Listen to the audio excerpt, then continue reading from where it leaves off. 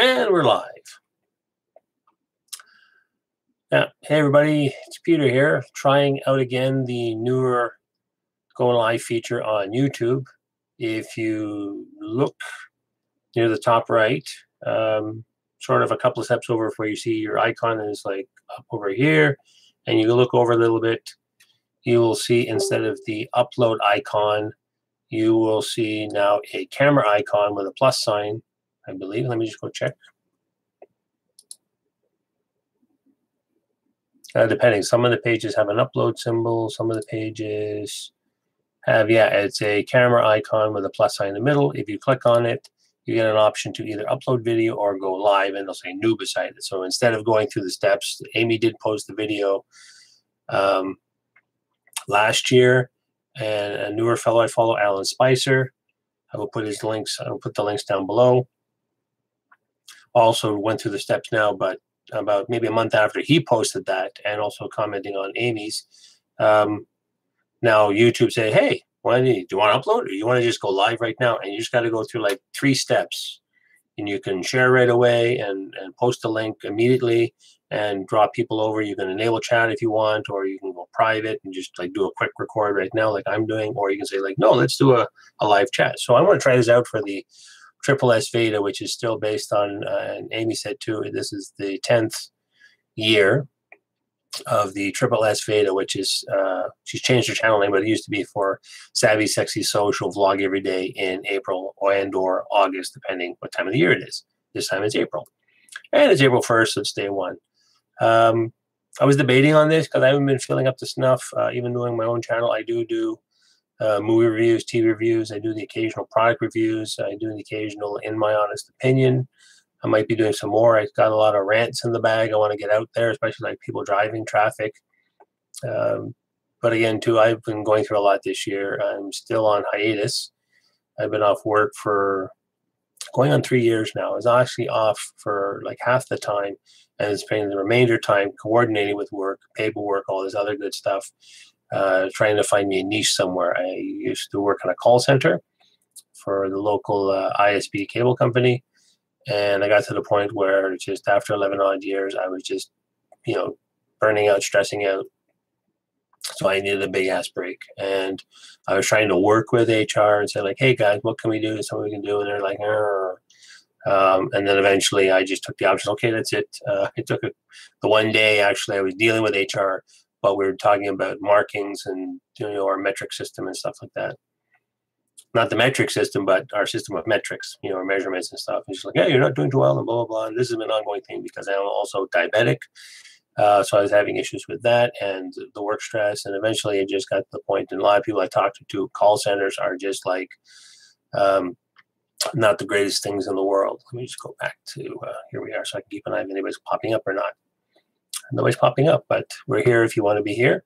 I figured do it this way. It's easier. I can't do drop in pictures and stuff like I normally do when I do my edits, but it's a good way to just get a video real quick, and it's like, here we are. Yeah, so go back on work. So I'm still working with them. We're down to the nitty gritty. I did another report again about how are you doing so far. My doctor just said, yeah, there's no change since last time you asked on his status. So yeah, basically not going back to the call center, but they can't make me a job, unfortunately.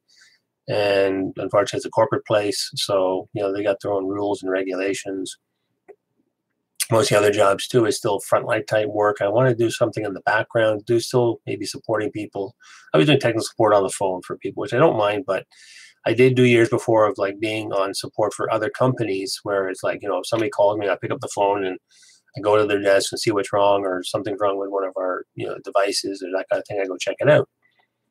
And that got to be, but yeah, almost everybody I talked to, they either called it soul crushing or it's known for burnout. People, my family doctor calls it repetitive stress disorder. He called it PTSD.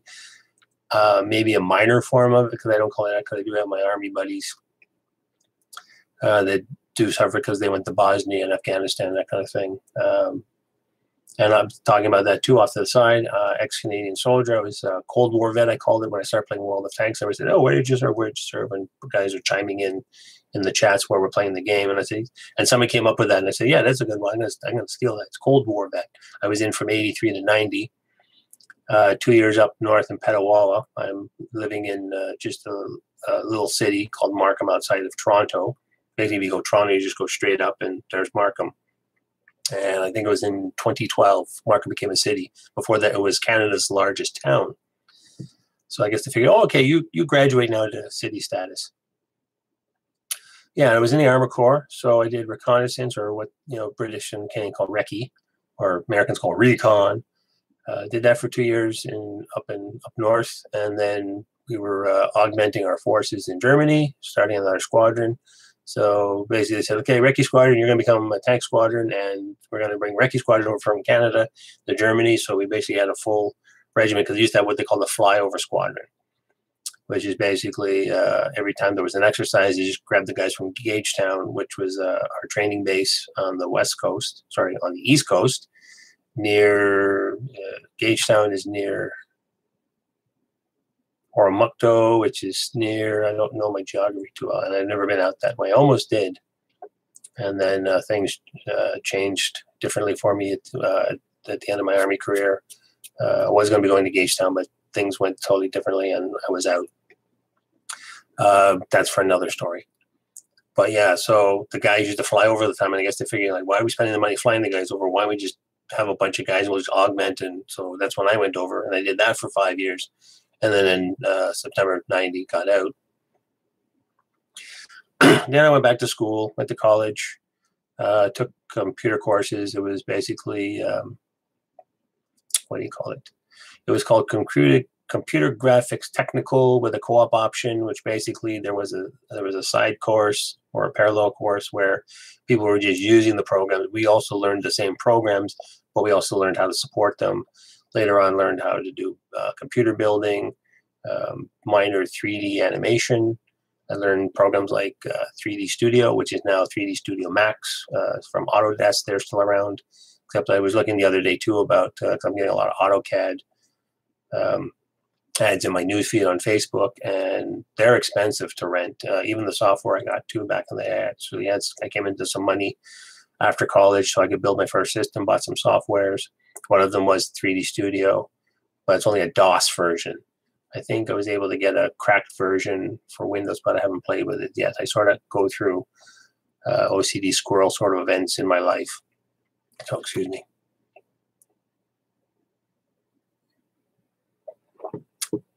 Yeah, and after going back to college, learning how to use computers, I actually ended up in the printing business because trying to find work, it was the old catch-22, experience to get work. And ended up through a friend of a friend, sort of like, oh, we're looking for a part-timer. And said, okay, yeah, well, he'll be just throwing stuff out. Hey, I need the work and I need the money. So I did that. And within the week, I started the Monday. Tuesday, I was in the boss's office saying, oh, the guy you're working with, he's coming upstairs. Do you want to do his job? And he ordered the supplies, brought in the stock, and he also archived the old jobs from upstairs. It was desktop publishing, part of printing. So I said, sure. And then by Thursday, it's like, okay, yeah, stop what you're doing. You're going to follow him. You're going to take over. And within 2 weeks, I took over the job. Did it for a year. Then I came upstairs into production. Did that for a while. There was ups and downs, buying and selling. The original owner, actually, he was getting older. He wanted to get out of it, so he sold it. That was a horrible thing, too, to go through. A guy from the financial district with a bunch of money in his pocket. I'm going to get into the printing business. I'm going to buy up all these companies. So he bought up like 5 places, knew nothing of the business whatsoever. He just hired people from other companies, and they showed up on our doorstep. And they were like, sort of competitor companies. And it was, or did similar work. They're just different businesses. And it's just like they came in and they didn't understand like 9 to 5 scheduling or long-term scheduling. They had their own sort of like, why can't we get all the jobs out at 9 o'clock? Because some of these jobs don't come out at 9 o'clock, except for things that were like ads, newspaper ads and other things that were like, it's coming in tonight, it's got to be out tomorrow. There were some jobs that have timelines. It comes in now, well, we need it in 2 weeks, because it's usually, if it was things for, foodstuffs, packaging, that kind of thing. They're developing the packaging. They don't have to do it till then. So that's when it comes out. So did that for a while, and I ended up going into IT. That was actually a cool company, because I actually was asked to, move. Same kind of like the Army. Where we're going to put the guy now. And I ended up in IT at the end, and the place shut down to bankruptcy. Went to the sister company for about a year. Same process went through. One of the guys came over, that kind of thing, and it went under too real quick. It was like a small mom and pop, but got bought up by this financial guy, and that fell through. Again, closed for bankruptcy. And then one of the guys I used to work with, he was working at another company downtown. He said, "Oh yeah, a bunch of the guys are down here, and they may be looking for somebody. You know, Bob's over there too. Give him a call." So I left the guy a voice message. One of the production guys gave me a call, and I was like, about a week later, the day we were closing. One of the sales guys wanted to close off a job, and we told him like, "Hey, we're shutting down the equipment today." So he was going to go to the place. They're called Batten. They're now owned by a company called Shock, which is an American company, which was a smart thing. They were an American printing company kind of thing. There was a Canadian equivalent called Quebecor. I think Quebecor is long gone now. But there too, they were, buying up stuff worldwide. But this was a family company. The grandfather, the father did it. The sons were doing it, but they knew, printing production and the business they were the same business. They were just bigger, and they bought us. Name change, that kind of thing. And then we downsized. So I was one part of the downsizing, that kind of thing. But still went over there after. And then after that, had to go back to school, learn more computer stuff, and ended up working at the call center that I was mentioning earlier. So yeah, so that's been my progression of life. So all sorts of interesting things. If you check out my channel, you'll see I covered everything. Like last year, I did Tank Fest. I might go again this year because it's in June. It'll be a little bit warmer. Last year I went. It was one of these warm, cold days, and I tried to dress for it, but then it was too hot when the sun was out. But then, you open up your jacket, I caught a wicked cold, which was horrible. It was kind of neat. You got to see like newer tanks, older tanks, guys doing these quickie little reenactments. Not grand scale, but pretty good. There's in Oshawa, Ontario, which is less than an hour east of Toronto. They have a tank museum run by a reserve regiment, the Ontario Regiment of Canada. They also are tankers, and they have some Leopard tanks, and then they have some older vehicles, and actually some vehicles I used to drive, which are now museum pieces. Even the uniform and stuff I used to wear, that kind of stuff, that's in their museum piece. And if you go to the War Museum up in Ottawa, same thing too. A lot of the older stuff, because now we've changed vehicles again, we've changed equipment, uniforms. So yeah, so I'm basically a relic. Yeah, and with my channel, I started my channel in 2010, just to sort of, because you have to have a channel so you can watch other people. And then in 2013, I got the bug. I think it was when I was off for my eye surgery. Actually, I had to get both eyes worked on, and then I finally got my cataract done maybe a couple of years after that. Was good about that. I did get the support for that. Like, oh, you have a legitimate issue in the insurance company, working with the third party guys for work. They said, yeah, you're cool. You can get the time off. Work would say, like, you can get the time off, but you have to talk to those guys to get the money support, and say, yeah, you're supportable. But this time around, I wasn't supportable. Luckily, I have friends and family that are helping me out right now. So that's where things are. So yeah, so in 2013, that's I was home convalescing, and I saw some interesting people like Felicity Day, Akeem Lawson. He's a voice actor. He still does minor stuff on his channel. And I said, oh, look at this interesting stuff, and YouTubers and stuff. Hey, maybe I can do this kind of thing, right? So I tried it a little bit then I sort of stopped. I get the whole squirrel thing. I get on a project, or I get on something, or like when I used to do model building, oh, I'm going to do this, and then I'm going like over here. So what do you call it? Actually, somebody's just chiming in here. Just give me a sec. See what's happening.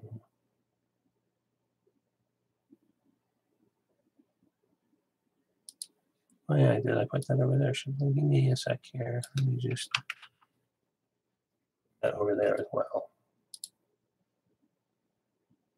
I don't know if there's a.